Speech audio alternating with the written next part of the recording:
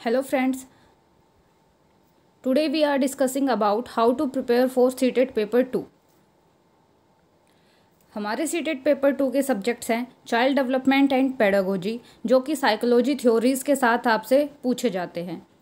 English pedagogy plus grammar. English subject में आपको English pedagogy अच्छे से प्रिपेयर करनी पड़ेगी, और अगर आपको पेडागोजी का नहीं पता है तो पहले आपको CDP सेक्शन जो है वो ही अच्छे से क्लियर करना पड़ेगा, फिर अपने सब्जेक्ट वाइज आप पेडागोजी को स्टडी करना।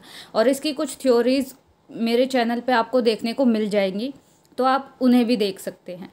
और इंग्लिश ग्रामर आपको जो बेसिक क्लास 1 to 10th जो इंग्लिश ग्रामर हम यूज़ करते हैं वो उसकी आपको नॉलेज अच्छे से होनी चाहिए। एक्स्ट्रा आप नॉलेज ले सकते हो ग्रामर पोर्शन में।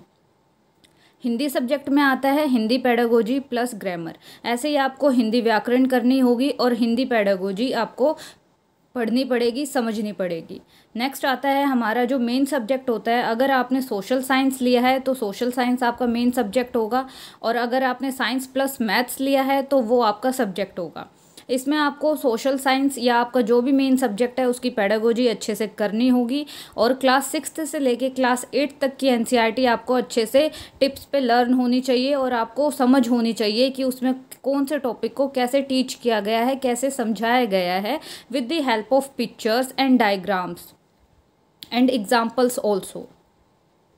नेक्स्ट आता है कुछ इंपॉर्टेंट बुक्स CTET पेपर 2 की प्रिपरेशन के लिए, जो आपको काफ़ी हेल्पफुल होने वाली हैं। CDP की अंडरस्टैंडिंग के लिए आप बाइलिंगुअल बुक प्रतीक शिवालिक की ले सकते हैं। इसमें आपको टू द पॉइंट कुछ टिप्स और आपको क्वेश्चंस और कंसेप्ट मिलता है, जिससे कि आपकी अंडरस्टैंडिंग इम्प्रूव होती है। बट आप इसको तभी पढ़ना जब आपने कुछ बेसिक अंडरस्टैंडिंग रखी हो CDP की। उसके लिए आप जो प्लेलिस्ट सेक्शन है उसमें जाके पहले CDP की प्लेलिस्ट को अच्छे से देखिए, उन वीडियोज़ को कवर कीजिए, फिर इस बुक को आप लीजिए और इससे स्टडी कीजिए। इससे आपको क्या हेल्प होगी कि आपकी एक बेसिक अंडरस्टैंडिंग बिल्ड हो चुकी होगी, और आप इन टॉपिक्स को और अच्छे से समझ पाओगे, क्योंकि इसमें टू द पॉइंट टॉपिक को दिया गया है। एक्सप्लेनेशन आप मेरे चैनल से ले सकते हैं, CDP वाली प्लेलिस्ट से। साइकोलॉजी की book NCERT class 11th and 12th की आप स्टडी कर सकते हो फॉर डीप स्टडी। अच्छे से जो साइकोलॉजी के फैक्ट्स हैं वो समझने में आपको ये NCERT की बुक्स हेल्प कर सकती है।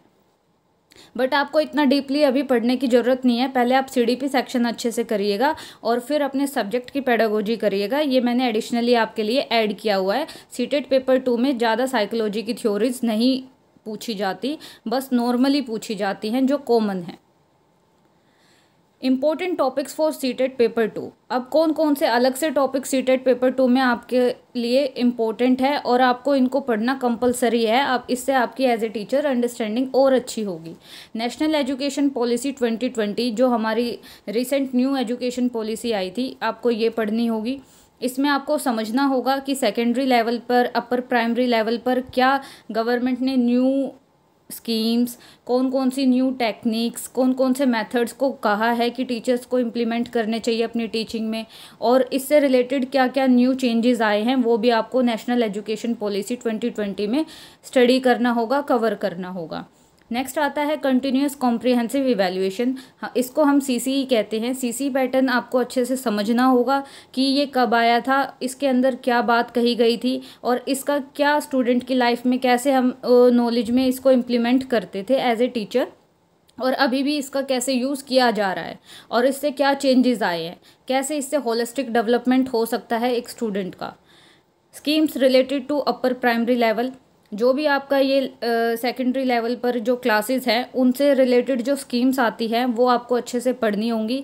क्लास 6 से लेके 8 तक से जो भी इम्पोर्टेंट स्कीम्स हैं, जो भी अभी न्यू आई हैं, वो आपको अच्छे से स्टडी करनी होगी, और उनको अपनी पेडागोजी से लिंक करके आपको समझना होगा। Past 5 years previous year question paper आप देखिएगा, और रिसेंट प्रीवियस ईयर से स्टार्ट करिएगा। ये काफ़ी हेल्पफुल रहेगा। इससे आपको क्वेश्चन का लेवल पता रहेगा कि कितना टफ, मीडियम या इजी किसी टॉपिक से क्वेश्चन पूछा जा रहा है, और किस टाइप से पेडागोजी का यूज़ करके आपसे क्वेश्चन पूछे जा रहे हैं। Next, CTET paper 2 exam pattern. चलिए अब एग्ज़ाम पैटर्न पे थोड़ा ध्यान देते हैं। CDP child development and pedagogy 30 questions आते हैं, 30 मार्क्स के होते हैं। इसमें आपकी साइकोलॉजी की थ्योरीज भी मिक्स होती है और आपकी पेडागोजी भी यूज़ होती है, मतलब क्वेश्चन पूछे जाते हैं उससे। एक क्वेश्चन एक ही नंबर का होगा। लैंग्वेज 1 एंड लैंग्वेज 2, आप जो भी लैंग्वेज अडोप्ट करोगे, फॉर एग्जांपल अगर आपने लैंग्वेज 1 में इंग्लिश या हिंदी में से कोई एक सेलेक्ट किया है तो इसमें से आपको 30 क्वेश्चंस देखने को मिलेंगे, वो 30 मार्क्स के होंगे जो कि पेडागोजी और ग्रामर बेस्ड होंगे। लैंग्वेज 2, फॉर एग्जांपल या तो आपने इंग्लिश सेलेक्ट की है या हिंदी की है या आपकी जो भी अदर रीजनल लैंग्वेज सीटेट में दी जाती है वो है, तो इसमें आपके 30 क्वेश्चंस होंगे और वो भी 30 मार्क्स के होंगे।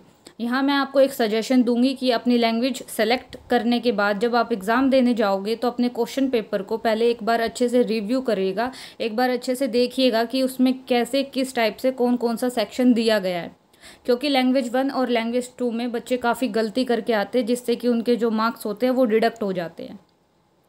मेन सब्जेक्ट आपका अगर सोशल साइंस है तो आपको 60 क्वेश्चंस सोशल साइंस के मिलेंगे जो कि 60 मार्क्स के ही होंगे।